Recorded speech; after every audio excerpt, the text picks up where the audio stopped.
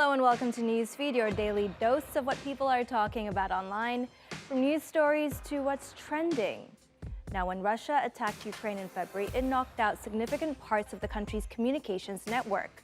That's when Elon Musk proudly declared he would deploy his Starlink satellite system to help provide internet to affected areas, which also became a vital lifeline for Ukraine's military.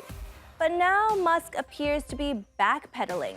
The world's richest person says it's unreasonable for his company alone to continue funding the service in Ukraine, the cost of which is expected to reach $100 million by year-end.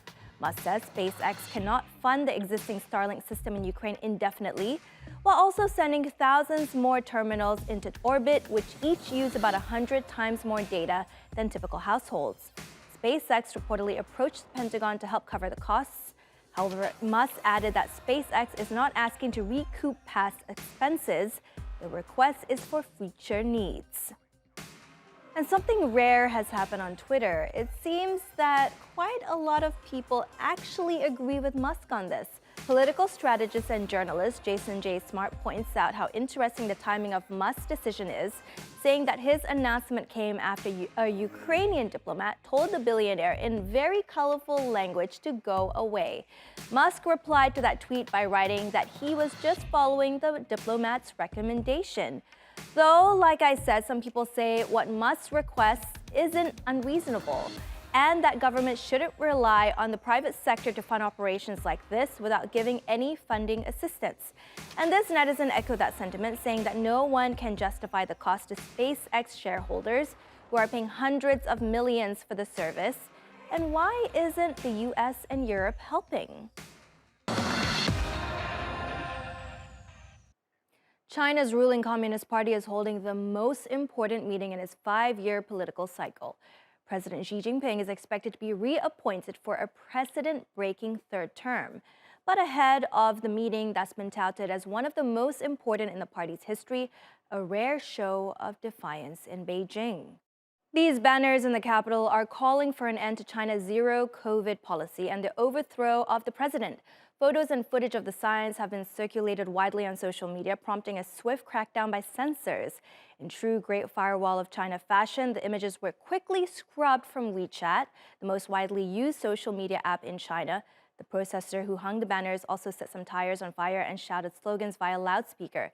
That is, until police swooped in. So obviously you can't find reaction on the incident on Chinese social media, but Twitter was another story.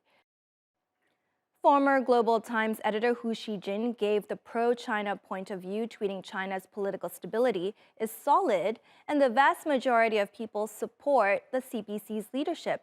Others call the protester a hero, comparing him to the famous tank man who stood up against the government in the 1989 Tiananmen protests. This user says the world has a moral obligation to save the hashtag #NewTankman. And this New York Times tech columnist says search terms including warrior, courageous person, and Beijing have been restricted on the Twitter-like app Weibo, and many have lost their WeChat accounts for sharing images of the protests. And sadly, many people know what kind of consequences await people who oppose the Chinese government. Since an attack last month, the Nord Stream pipelines have not been operational. As an alternative, there is a Russian proposal to route gas to Europe via Turkey, and Ankara is considering the viability of this proposal. But there is another potential project that may help alleviate Europe's energy crunch.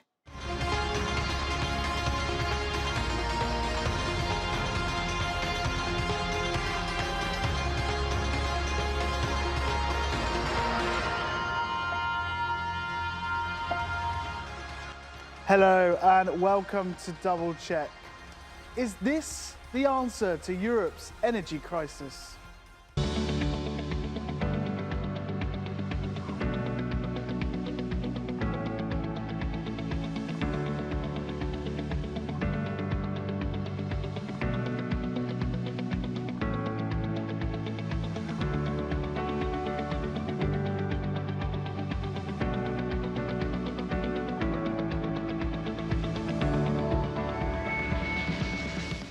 Now, Russia's military aggression against Ukraine has caused extreme disruption to the world's energy supplies, and resulted in higher prices and energy insecurity.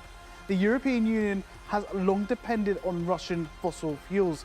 Moscow currently contributes at least 40% of its gas, 27% of its oil, and 46% of its coal. As part of the Repower EU plan, the European Union aims to rapidly reduce its reliance on Russia and fast forward to the transition of renewables. Europe has become too dependent on Russian energy, and Russia uses energy resources as a weapon. We must stop this dependence to be sovereign. I am glad that we openly discuss the proposal of the President of the European Commission to decouple the price of gas from the price of electricity. And one way of doing that is through the Spanish oil and gas company Cepsa.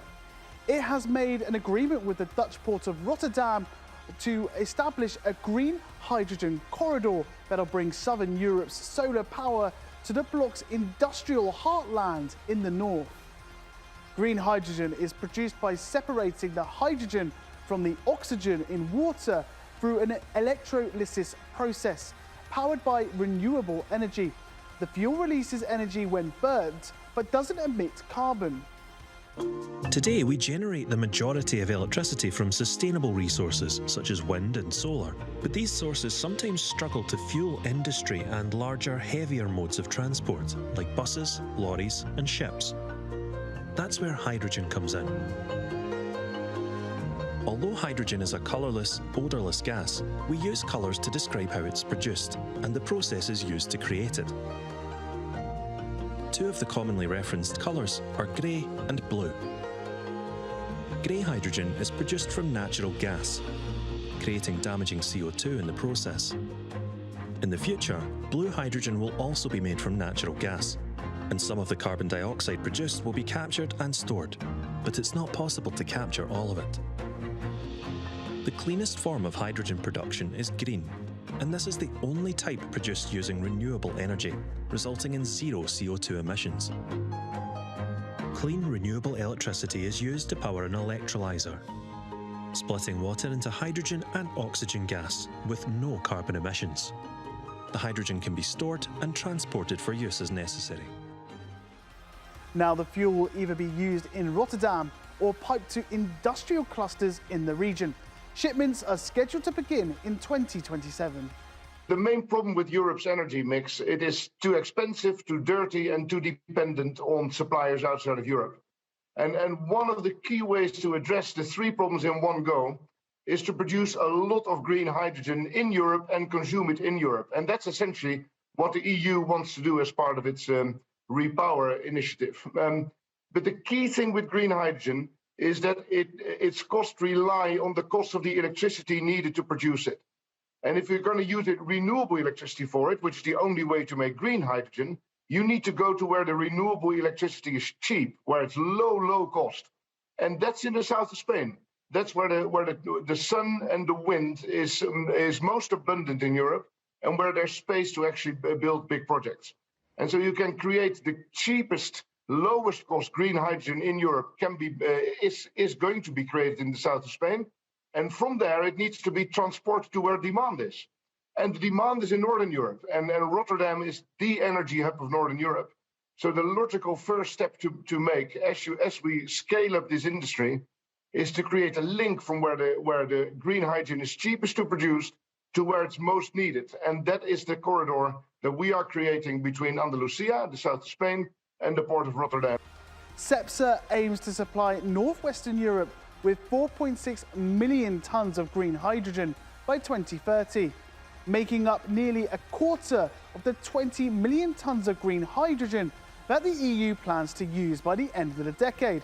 Earlier this year, Cepsa launched a new strategy to pivot from fossil fuels to greener forms of energy and committed to investing around $5 billion, equivalent to 60% of its total expenditure on new low-carbon business by 2030.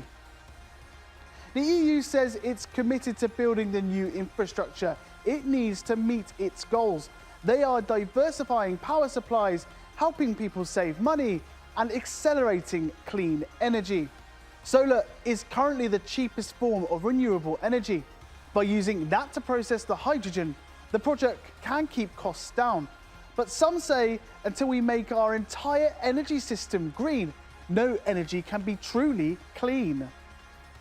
Unavoidable inefficiencies in hydrogen production and storage mean that hydrogen used for anything that could have been directly electrified will end up increasing emissions. When electricity grids become 100% renewable, and if the imagined surplus of renewable energy eventuates, only then will hydrogen used for storage and electricity actually be green. In the meantime, Europe has at least another 2 tough winters ahead, and it could be even longer if it doesn't wean itself off both Russian energy and fossil fuels. That's all for this episode. Let us know if there are any stories out there that you feel need to be double checked. Until next time, take care.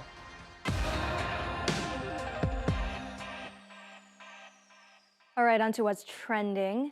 The gaming community doesn't have the best reputation for inclusivity or accessibility.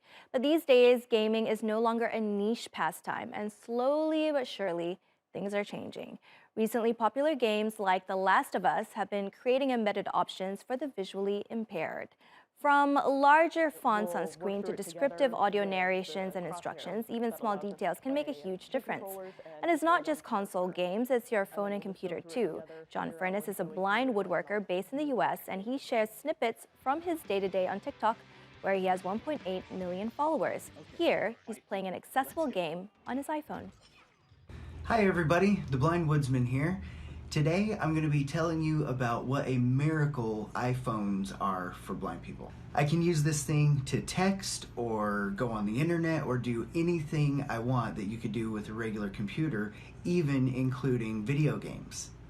Shake to right, touch, right, shake, level is over.